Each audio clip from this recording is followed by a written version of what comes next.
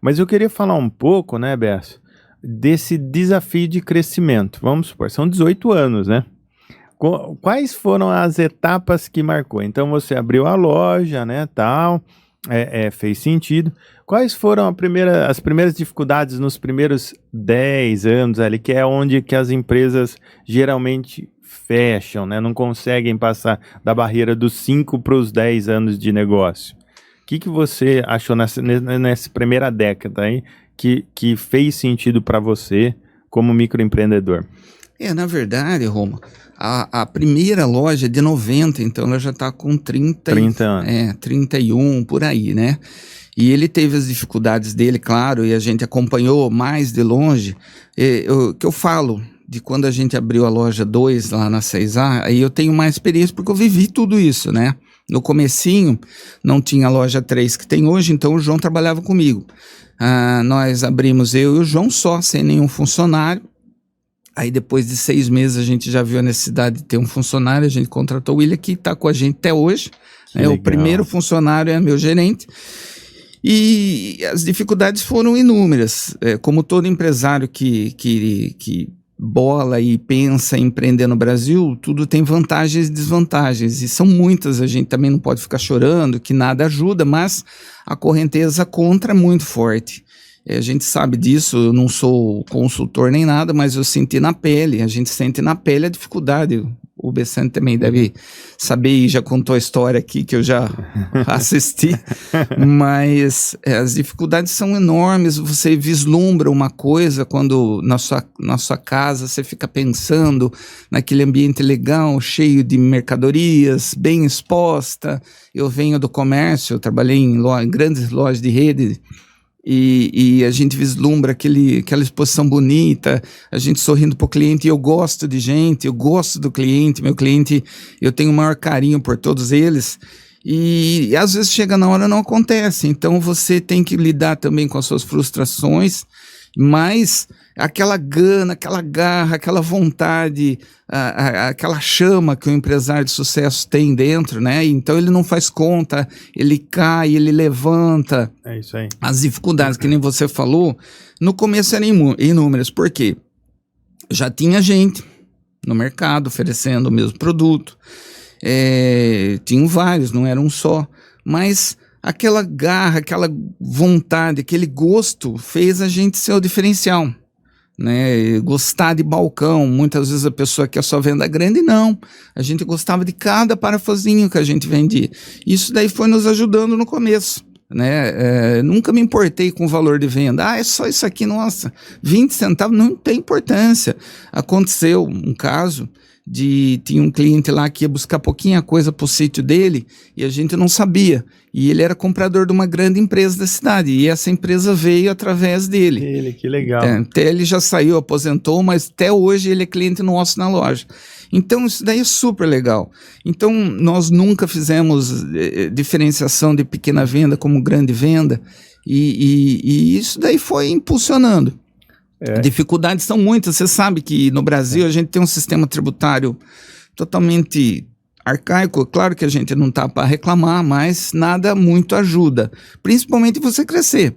Quando a gente começou, o limite de microempresa, acho que até hoje ainda mais de 18 anos ainda é 360 mil. Então se você sai dessa faixa aí, você já começa a pagar mais. Então o desincentivo é muito grande, mas a vontade é maior. Então a gente foi investindo. Quando a gente começou só com parafuso e algumas ferramentas. A gente também não tinha muito dinheiro, não tem até hoje, mas muito não tem até hoje, mas no começo tudo mais difícil, você não tem nem crédito nos fornecedores. Às vezes você vai comprar hoje os fornecedores oferecem para a gente pelo nosso histórico e todos já sabem como a gente trabalha, questão de ética e tudo mais, mas no começo ninguém me conhecia, ninguém conhecia Vipar. Com 2, 3, 4 meses, era tudo à vista.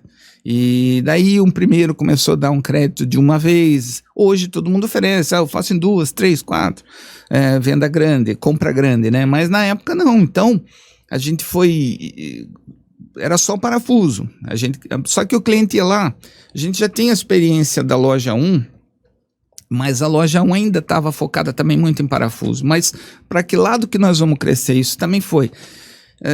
Será que vamos colocar material elétrico? Será que vamos colocar material hidráulico? Como que todo mundo usa? Escolheu isso? O que fez você abrir para ferramentas? O cliente. Ah, ele falava. O cliente. Que legal.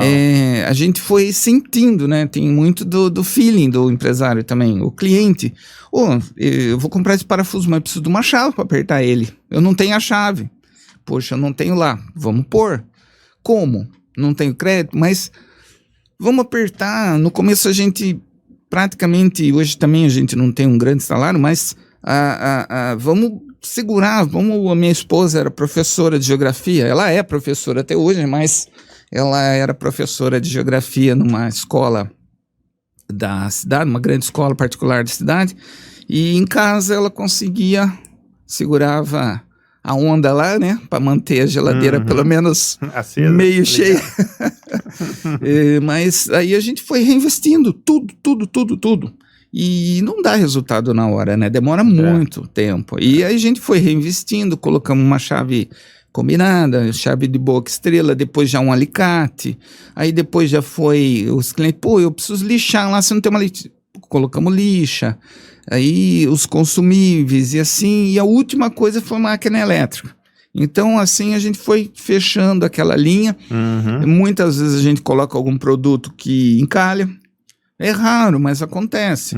Você coloca um produto que você acha, nossa, isso daqui todo mundo precisa e não sai. Assim. Aí a gente, com o sistema, um bom sistema, a gente vê, isso está aqui há mais de um ano e não tem nem cotação dele.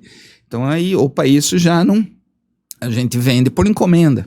Acontece muito. Às vezes a pessoa quer um produto específico, né? E uma coisa que você falou do atendimento, eu achei legal, que atender bem, independente do volume de venda, né? Isso é o que a gente fala, a gente sempre prega lá na empresa, na Bessani, que é o over delivery, né? É extra obrigacional. A obrigação, né? Minha avó sempre falava, não fez mais que obrigação. A obrigação é a nota 5, então você tem que fazer sempre mais. Se o cliente está esperando 5, você tem que dar 7, né? E é isso que realmente fez a Vipar e a empresa nossa também crescer, que a gente se preocupa muito com essa entrega acima do padrão, vai. É lógico, como você falou, de vez em quando a gente dá uma enroscada, acontece realmente, né? Mas a nossa missão é o over-deliver, né? É melhorar a vida do cliente. E tem aquele lance da regra de ouro, né? Quando eu vou num lugar, alguns eu vou até com medo e me surpreendo positivamente. Às vezes eu vou comprar uma coisinha, às vezes eu vou numa farmácia pegar um remedinho, uma coisa barata, mas eu tô com dúvida, eu quero perguntar. Então, do jeito que eu quero ser tratado, eu faço questão de tratar também os meus funcionários, né? A equipe, né? A gente tenta passar os valores e é incrível, mas o funcionário é espelho do patrão. Se o patrão Claro que às vezes a gente se estressa porque é muita venda, é muita entrega rápida, muitas vezes a gente não tem como cumprir o que o cliente precisa, assim, de horário. A gente sempre é sincero, não dá, se dá, vamos correr. Não, parou, às vezes acontece, parou a fábrica. Às vezes eu tenho que passar ele na frente de outro. Não, tudo bem, vamos te ajudar. Não tenho carro aqui para ir buscar o parafuso. Por um parafuso, às vezes para uma máquina, para uma fábrica. E quantos R$1.000 por minuto que eles estão perdendo com uma esteira parada? Então, né, a gente tem que ter também essa sensibilidade e correr lá. Mas muitas vezes é para estoque e eu não tenho como mandar na hora. Então a gente também se estressa e tal, mas a gente procura o máximo possível deixar isso para trás, porque como que eu quero que o meu funcionário trate bem um cliente se eu trato ele mal? Não é verdade? Então, eu acho que tem que ser um ambiente mais saudável possível. É impossível ser 100% do tempo, mas a gente se esforça muito, né? Eu sou muito passional, emocional e tal. Eu tento ser o máximo que eu posso, mais racional, mas é da minha personalidade, nasceu comigo, eu sou passional, então eu gosto de conversar com o cliente, eu gosto desse calor humano. Isso é uma vantagem e muitas vezes, né, uma desvantagem de agir na emoção, mas a gente procura, eu tenho um carinho enorme por todos os funcionários, Tem gente que não gosta, mas eu gosto de gente, então Aham. eu acho que eu tô na profissão certa. E é interessante isso que você está falando, Fernando, porque assim, mesmo que o X da questão é meio que igual ao Alcoólatras Anônimos, né? Como assim? Qual o primeiro passo do alcoólatra? Ele admite que ele tem esse problema, essa dificuldade com álcool. Por que eu falo isso? Porque a gente é humano, e alguns são mais coléricos, energéticos, e outros não.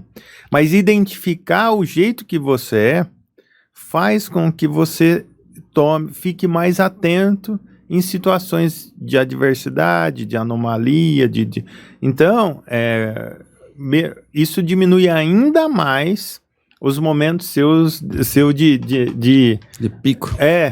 e é natural, é o ser humano, né? Mas isso é uma prática, dá pra, porque assim, o pessoal fala, eu nasci assim, você me conhece. Não é verdade. Tem que evoluir, né? Você pode amadurecer, exatamente, você pode. Eu também tenho essa, né, apesar de parecer calmo, eu também tenho essa linha de estresse, mas você pode, é um treino, Se controlar, né? cada vez mais melhorar e evoluir, é muito interessante.